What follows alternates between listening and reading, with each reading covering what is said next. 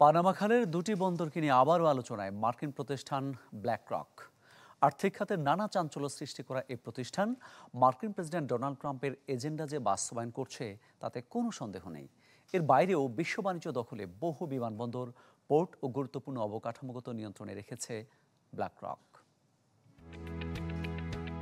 পৃথিবীর অন্যতম বিতর্কিত আর্থিক প্রতিষ্ঠান ব্ল্যাকরক নীরবে বিশ্ব বাণিজ্য দখল করে রাখা এই প্রতিষ্ঠানটি সম্প্রতি হংকং ভিত্তিক সিকে হাজিংসন হোল্ডিংসের কাছ থেকে $23 বিলিয়ন পানামার মূল দুটি বন্দর নিয়ন্ত্রণে নিয়ে এসেছে নতুন করে আলোচনায়। সমুদ্র বাণিজ্যের গুরুত্বপূর্ণ এই পথ দখলকে চীনা আধিপত্যের বিপরীতে মার্কিন জয় হিসেবে দেখছেন বিশ্লেষকরা।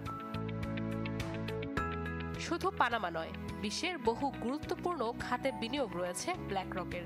গেল বছরের জানুয়ারিতে $12.5 বিলিয়ন কিনে নেয় গ্লোবাল ইনফ্রাস্ট্রাকচার পার্টনার্সকে, যার মাধ্যমে বিশ্বব্যাপী $150 বিলিয়ন বিমানবন্দর, পোর্ট, ডিজিটাল অবকাঠামো, পানি ও বর্জ্য ব্যবস্থাপনা সহ অবকাঠামোগত বেশ কিছু খাতে নিয়ন্ত্রণ পায় ব্ল্যাকরক।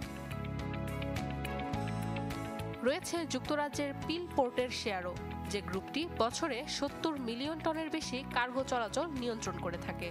অস্ট্রেলিয়ার মেলবোর্ন বন্দর ও ইউরোপ, এশিয়া, আমেরিকার বিভিন্ন টার্মিনালও এর আওতাভুক্ত।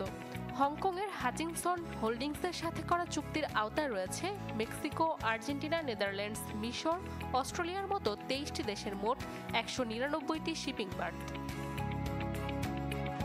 চুক্তি অনুযায়ী বন্দরগুলোর সামগ্রিক নিয়ন্ত্রণ থাকবে ব্ল্যাকরকের হাতে।